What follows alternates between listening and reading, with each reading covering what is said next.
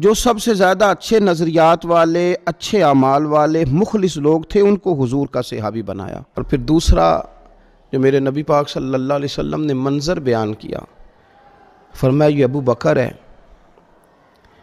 میں نے سب کے احسانات کے بدلے چکا دیے، اس کو پکڑ کے رب کی بارگاہ میں لے جاؤں گا، کہوں گا اے اللہ تو ہی سے بدلہ عطا فرما۔ کبھی آپ اس رنگ کی کیفیت کو دیکھیں، یہ اتنا عظیم شخص، یہ اتنا پیارا شخص کہ کریم محبوب فرمائے مجھے کسی کے مال نے اتنا نفع نہیں دیا جتنا ابو بکر صدیق کے مال نے دیا، اور فرمایا جب اس کے پیسے میرے پاس آئے تو میں نے اپنے سمجھ کے خرچ کیے۔ حضرت عمر فاروق رضی اللہ تعالیٰ عنہ، کریم محبوب علیہ الصلوۃ والسلام فرمانے لگے اور لوگو میرے عمر کی تو وہ شان ہے، اس کا تو وہ مقام ہے کہ شیطان اس کو دیکھ کے رستہ بدل جاتا ہے، اور فرمایا اگر میرے بعد کوئی نبی ہوتے تو خطاب کے بیٹے عمر ہوتے۔ وہ یارو عثمان غنی، ان کو میرے رسول پاک نے 2 بیٹیاں دیں، 2 بیٹیاں، اور نبی پاک صلی اللہ تعالیٰ علیہ وسلم کی پنڈلی مبارک سے تھوڑا سا کپڑا ہٹا ہوا تھا، تو کئی صحابہ آئے حضور کی بارگاہ میں، سبھی اعزاز والے، پر حضور لیٹے رہے۔ عثمان غنی آئے تو کریم محبوب علیہ الصلوۃ والسلام نے اپنے کپڑے کو سیدھا کر کے فرمایا جس سے فرشتے حیا کرتے ہیں میں اس سے حیا نہ کروں؟ کتنا وہ عجیب آدمی ہے کہ جس سے فرشتے بھی حیا کریں، وہ اس عثمان کا حیا نہ کرے۔ اور پھر مولا علی شیر خدا، کریم نے بات ہی ختم کر دی، فرمایا علی کی محبت ایمان ہے، علی کا بغض نفاق ہے۔ علی المرتضیٰ شیر خدا رضی اللہ تعالیٰ عنہ کے مرتبے کا جو حسن مقام حضور نے بیان کیا۔ میرا سوال یہ ہے کہ جو اتنی بلند پایا ہستیاں ہوں، کیا ہم ان پر بیٹھ کے تبصرے کریں گے؟ کیا ہم اپنی زبانوں کا انہیں نشانہ بنائیں گے؟ ان کے بارے میں ہم کلام کریں گے، اور وہ لوگ کلام کریں گے جن کی کوئی حیثیت نہیں ہے، جن کا کوئی مقام نہیں ہے، جو سیاسی اور سماجی اور فلائی قد کاٹ اپنا بتا کے تو جس پہ دل کرے وہ تبصرہ کریں؟ ہوش میں رہنا چاہیے۔ تو دیکھ تو صحیح تو بات کس کی کر رہا ہے، تو کن لوگوں کے تذکرے کر رہا ہے؟ اور پھر میرے رسول پاک صلی اللہ تعالیٰ علیہ وآلہ وسلم نے ارشاد فرمایا لوگو میرے اصحاب کے بارے میں اللہ سے ڈرنا۔ حضور صلی اللہ تعالیٰ علیہ وسلم فرمانے لگے میرے اصحاب کے متعلق اللہ سے ڈرنا۔ مشکات میں حدیث ہے، ترمذی میں حدیث، اس کا درد ذرا دیکھنا۔ فرمایا میرے اصحاب کے بارے میں اللہ سے ڈرنا، فرمایا میرے بعد انہیں اپنی زبانوں کا نشانہ نہ بنانا، یہ میرے اصحاب ہیں، انہیں اپنی زبانوں کا، اپنے طنز کا نشانہ نہ بنانا، یہ میرے لوگ ہیں، جو میرے ہیں نا ان کے بارے میں رب سے ڈرنا، ان کے بارے میں بات نہ کرنا، انہیں اپنی زبانوں کا نشانہ نہ بنانا، ان پر طنز نہ کرنا۔ حضور صلی اللہ تعالیٰ علیہ وسلم فرمانے لگے جس نے ان سے محبت کی اس نے میری وجہ سے ان سے محبت کی، میرے اصحاب ہیں نا۔ اور فرمایا جس نے ان سے بغض رکھا اس نے میری وجہ سے رکھا، اور میرے نبی پاک علیہ السلام فرمانے لگے جس نے ان کو اذیت دی اس نے مجھے اذیت دی، اور فرمایا جس نے مجھ کو اذیت دی اس نے میرے رب کو اذیت دی، اور جس نے میرے رب کو اذیت دی ان قریب میرا اللہ اسے پکڑ لے گا، ان قریب اللہ پکڑے گا اسے۔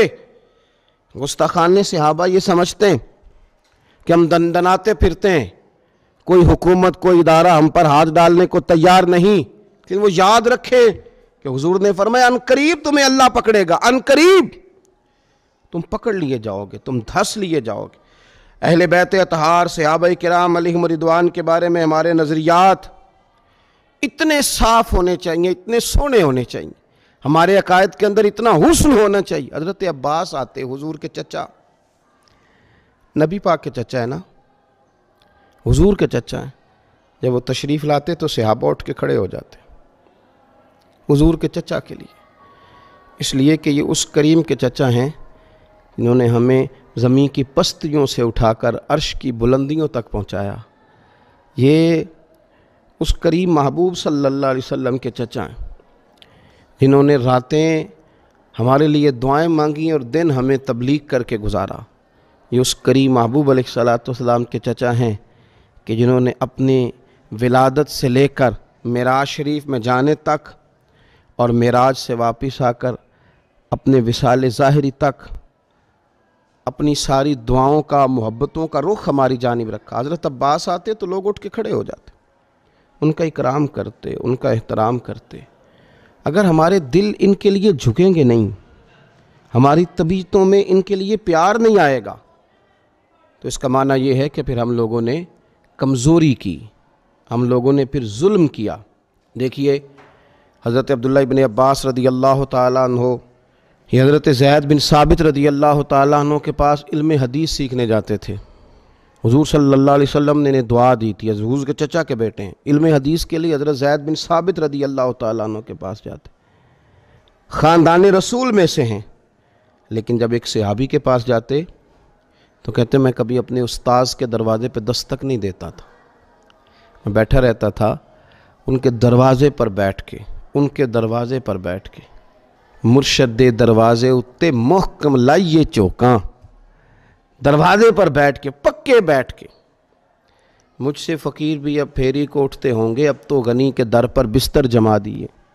دروازے پہ بیٹھتے، کہتے ہیں ہوا چلتی تو ریت بھی، مقدس ریت بھی مدینے کی وہ میرے بالوں میں پڑتی، مقدس خاک بھی پڑتی، پر میں انتظار کرتا، دروازہ نہیں کھٹکھٹاتا تھا۔ استاذ مرضی سے آتے تھے تو پھر میں ان سے حضور کا دین سیکھتا تھا۔ حضرت سیدنا زید بن ثابت رضی اللہ تعالیٰ عنہ اپنے گھوڑے پر بیٹھ کر کے جا رہے تھے، سامنے سے حضرت عبداللہ ابن عباس رضی اللہ تعالیٰ عنہ آ رہے تھے، تو دوڑ کر آ کر حضرت عبداللہ ابن عباس رضی اللہ تعالیٰ عنہ نے گھوڑے کی لگام تھام لی تاکہ لوگوں کو پتہ چلے یہ میرے استاذ ہیں۔ ضرورت نہیں تھی، صرف یہ کہ لوگوں کو آداب سکھانے کے لیے لگام تھام لی۔ حضرت زید بن ثابت رضی اللہ تعالیٰ عنہ کہتے ہیں خاندان رسول صلی اللہ علیہ وسلم کے معزز فرد، یہ آپ کیا کر رہے ہیں؟ تو آپ فرمانے لگے ہمیں سکھایا گیا ہے کہ علماء کا ادب کرنا ہے، ہمیں یہ سکھایا گیا ہے، ہمیں سکھایا گیا ہے کہ علماء کا ادب کرنا ہے۔ تو حضرت زید بن ثابت رضی اللہ تعالیٰ عنہ گھوڑے سے اترے اور جناب عبداللہ ابن عباس کے ہاتھ چومنے لگے، کہا یہ آپ کیا کر رہے ہیں؟ فرمانے لگے ہمیں بھی سکھایا گیا ہے خاندان رسول کا ادب کرنا ہے۔ تو صحابہ تو ایک دوسرے کے ساتھ یہ والا رویہ اختیار کرنا ہے، اپنی اولادوں کو حضور کی اہل بیت اور صحابہ کا ادب سکھائیں، ان لوگوں سے دور بھاگیں، دور بھاگیں جو اپنی زبانوں کا، اپنے طنز کا، معاذ اللہ اپنی تنقید کا نشانہ بناتے ہیں صحابہ کو۔ حضور صلی اللہ تعالیٰ علیہ وسلم کی تربیت کے وہ جو ستارے ہیں خاص، اور میں آپ کو عرض کروں یہ عالمی سازش ہے مسلمانوں کے خلاف، اس لیے کہ وہ لوگ جو حضور کی تربیت کے شاہکار ہیں اگر وہی مشکوک کر دیے جائیں گے تو پھر بعد والوں کا معاملہ کیسے ٹھیک رہے گا؟ ہمیں کتاب و سنت سارے کا سارا صحابہ کے ذریعے سے ملا، ہمیں روایت احادیث کر کے، روایت حدیث کر کے صحابہ نے ہم تک پہنچایا، زندگیاں لگا دی اس کام میں۔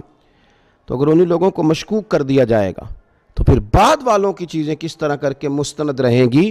عالمی سازش کے تحت، غیروں کی سازشوں کے تحت ان لوگوں کے بارے میں یہ رویے روا رکھے جا رہے ہیں۔